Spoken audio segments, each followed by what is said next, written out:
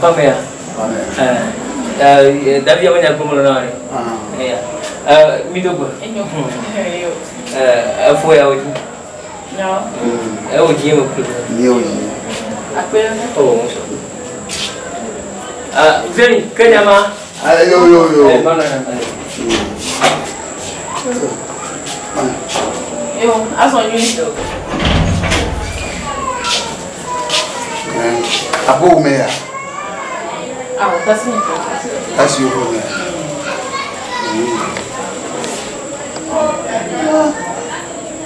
Ni apa flowers ya?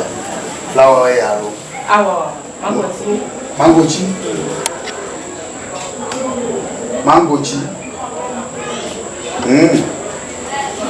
Apa menyondo? Apa melulu ni? Asangwe ya. Jipoko.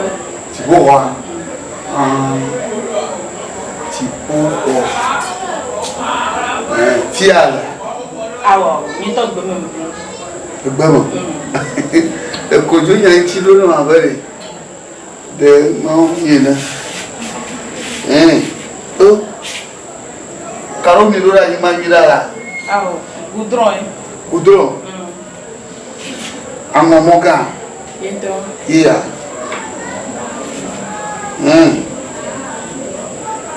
Ma pe ku ma mi lo kora fma. Tato, esi. Iya.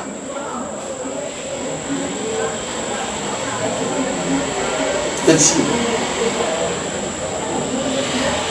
No. Mo hala mi esi. Ba mo ma. Ngai. Batekeli. Yima. Ale après lulu ala de piscine mal mi esi swimming pool. Elia. Togba. Diamant togba no ya. Oh. Ampoule ya. Kamera. Nyawa mbala mo semo. Na Fia komituna ga na pa. Ifana pa.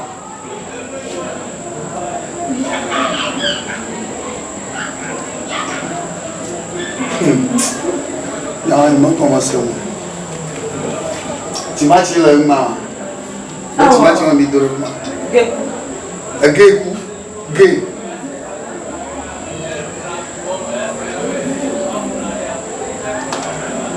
Convido a la mesi. Quando eu convido lá.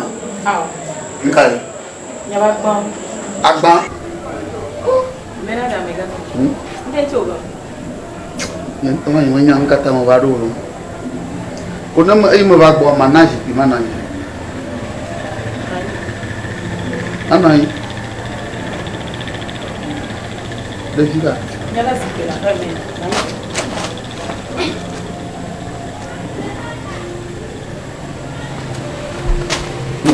Mo we to ba ya. Magpepre ya. Kasi na ko. Awo baba ne. Mo. Flower se ya lo. Flower gaba. Amega. Ebi won ti o ba. No mdo nya de pe la glo ari ti la e ko me pa no de ke ngo ni music ana. Yo. Ka bagajo yi ko. Bagi ma ki chida na manu kwa. Chida na chi ba no ko. Api no ma. E chindo a. Na ma. Nkai. Crazy. Anu. Crazy. Emi nona.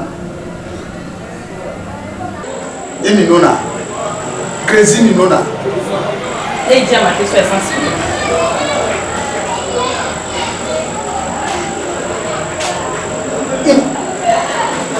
Imo na ko fi ai ma. E mo so. Ma go chi e mi doro ya. Mo ko na mi Ademe.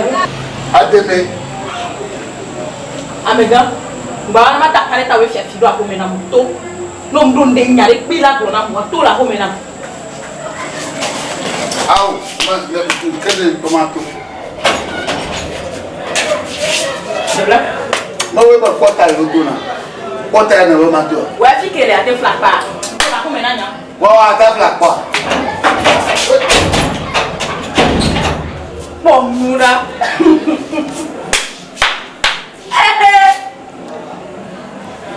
De foulot. Bon, allez, il est doré, peut me les dire, n'y a pas. Avant de tout pona, n'y a parce que pour le homme, la regarde les galassi. Fanny a dit, les deux pouvez rater, allez. Fanny a dit, tu m'as dit,